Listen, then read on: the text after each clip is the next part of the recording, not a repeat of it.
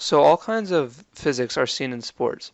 Water polo is very fast paced, so a lot happens very quickly.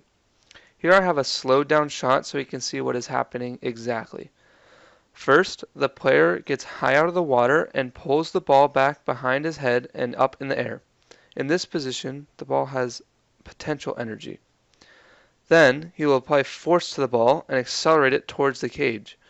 Now the ball has kinetic energy as it travels through the air. The ball is shot with a very high velocity, which gives the ball a lot of momentum to get past the goalie and into the net.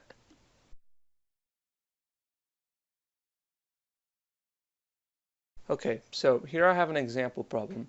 A player is 5 meters from the cage. How much work is done if he throws a 400-gram water polo ball into the cage in 0.25 seconds? So the formulas that you'll need are the work and force formula.